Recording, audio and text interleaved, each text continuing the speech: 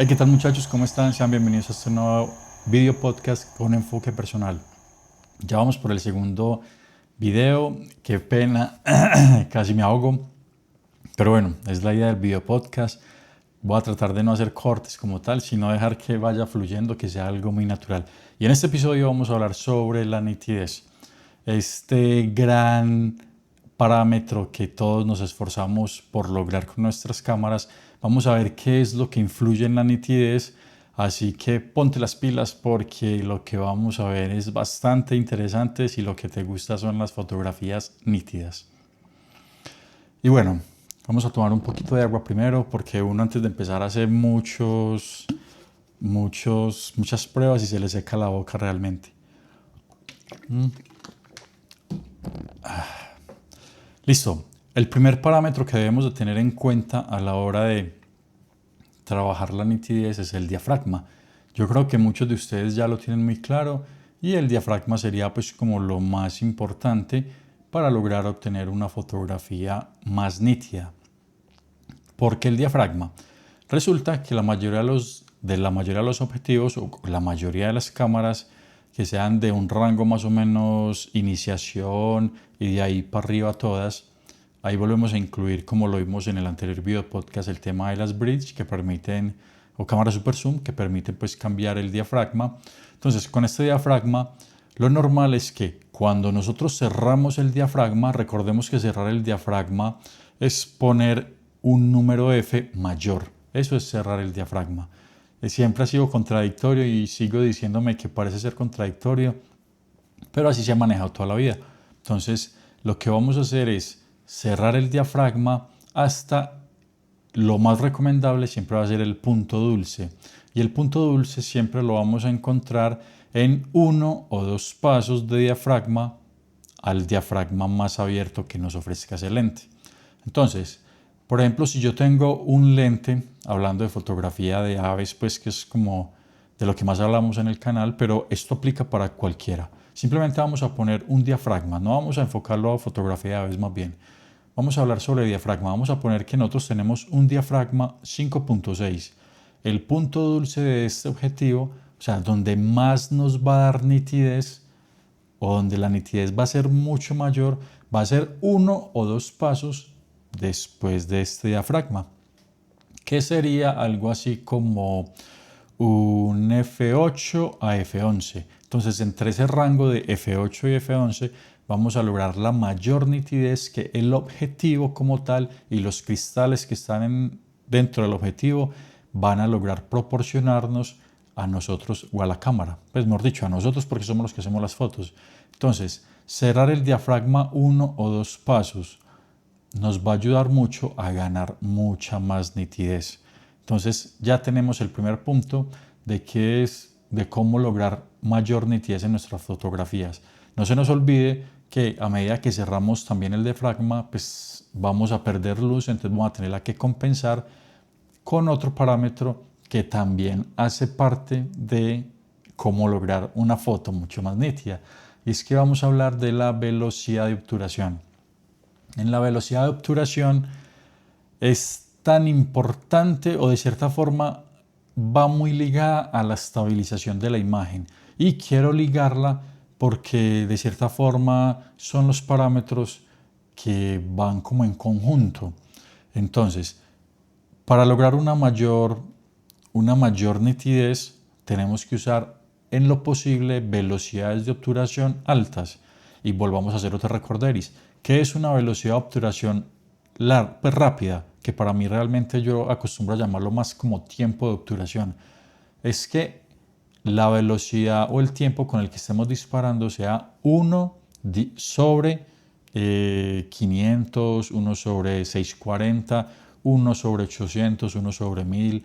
A medida que el número de abajo es más grande, hagamos de cuenta cuando estuvimos en el colegio, cuando vimos fracciones, cuando vimos fraccionarios, nos dimos cuenta que eso es una división. Si nosotros cogemos ese mismo tiempo de obturación y lo llevamos y hacemos la división como tal 1 sobre 800, nos va a dar que la cantidad de tiempo que se va a abrir el sensor para lograr capturar nuestra fotografía va a ser cada vez más rápido a medida que el denominador que vendría siendo, en este caso creo que es el denominador, no recuerdo bien, me corrigen en los comentarios si estoy equivocado. Vamos a ver que el número va a ser siempre 0.000 tan. Esto lo que nos quiere decir es que la velocidad o el tiempo de obturación va a ser mucho más corto. Este tiempo de obturación lo que nos va a facilitar es poder tener una fotografía tomada en un instante muy pequeño y que no haya la posibilidad de que haya trepidación. ¿Y por qué entonces lo ligo con el tema del estabilizador de imagen, sea en cuerpo o sea en la cámara o sea ambos? Que normalmente muchos objetivos traen el estabilizador, y si habláramos de fotografía a veces eso es casi que una norma, pues tener el estabilizador de imagen integrado. ¿Por qué? Porque si nosotros temblamos o tenemos por obligación que utilizar una velocidad de obturación mucho más baja, perdón por eso, una velocidad de obturación mucho más baja, puede resultar en que la foto nos quede trepidada por nuestra respiración. Entonces, tenemos que aprender a coger la cámara de una forma más adecuada y utilizar el estabilizador de la imagen si necesitamos disparar no a 1.800 como estábamos haciendo el ejemplo, sino que estuviéramos disparando a 1.100, 1.60. Entonces ahí ya tenemos que tirar el estabilizador de la cámara, el estabilizador del lente, para que nos ayude y mejorar mucho la estabilidad, porque eso es otro de los factores que no nos permite tener fotos nítidas, y es la forma en la que nosotros vamos a estabilizar el cuerpo para poder transferir esa estabilización directamente a la cámara. Entonces, lo más normal y lo que yo siempre recomiendo es tener los codos, sea la cámara que estemos sujetando, tener los codos lo más posible pegados al tronco. O sea, que nosotros peguemos los codos al tronco y tratar de no respirar cuando estamos haciendo las fotografías. Entonces, si nosotros pegamos los codos, no respiramos y fuera de eso no nos paramos con los dos pies paralelos, sino que ponemos uno más adelante que el otro, vamos a tener mucha mayor estabilidad a la hora de hacer fotografías, y con eso estamos garantizando que vamos a tener unas fotografías más nítidas. Entonces, hasta el momento llevamos lo que es el diafragma, la velocidad de obturación o tiempo de obturación y la estabilización, sea de la cámara en conjunto con la estabilización de nosotros, del cuerpo, que somos los que estamos manejando como tal la cámara. Voy a tomar un poquito de agua. Realmente tomo mucha agua, o sea, yo consumo agua todo el día y dejo un ratico de consumir agua y se me empieza a secar la boca y empiezo a sentir como que se me acumula la saliva y no, tengo que tomar agua. Entonces en estos video podcasts, que no van a haber cortes en lo posible, vamos a tratar de que sea pues muy real, porque así es. Cuando no hago cortes en los tutoriales, eso es lo que estoy haciendo, tomando agua. Entonces, bueno, aquí tengo los apuntes. Vamos a mirar otra de las cositas que no es tan importante, pero que toma cierta relevancia a la hora de tener fotos nítidas, es el ISO. Disparar a altos ISO va a hacer que nosotros perdamos rango dinámico en la fotografía. Entonces, y si perdemos rango dinámico, lógicamente se va a ver afectada la parte del detalle y la nitidez. Entonces, en lo posible, disparar con ISOs bajos.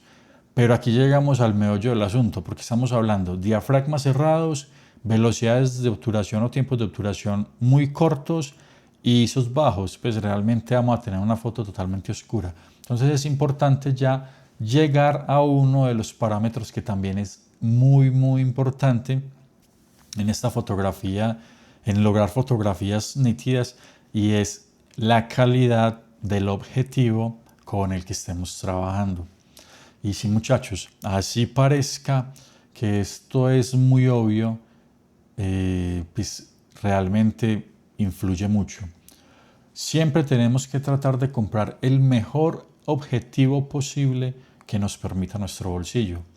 Si nosotros tenemos el bolsillo para adquirir lentes de varios millones, excelente, porque esto lo que nos va a lograr, lo que nos va a ayudar, mejor dicho, nos va a ayudar a lograr es tener unos cristales de mayor calidad y esto se va a traducir en fotografías mucho más nítidas. Entonces, si nosotros tenemos un muy buen lente montado en la cámara, les aseguro que la calidad va a ser muy superior a lo que podemos tener con un lente mucho más económico. Por algo el precio, o sea, realmente, ¿por qué un Sigma 150-600 en fotografía de aves vale 3-4 millones de pesos? ¿Y por qué, y llegando a 600 milímetros como tal? ¿Y por qué un objetivo 600 milímetros f4 cuesta 50-60 millones de pesos?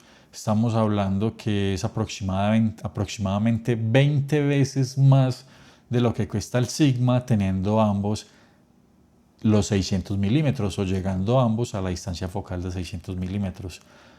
Es por todo esto, o sea, estamos hablando de que vamos a tener un objetivo más luminoso con unos cristales de mejor calidad y esto no es nada más que fotografías mucho más nítidas, más velocidad en el enfoque, que es otro de los factores importantes a la hora de hacer fotografía.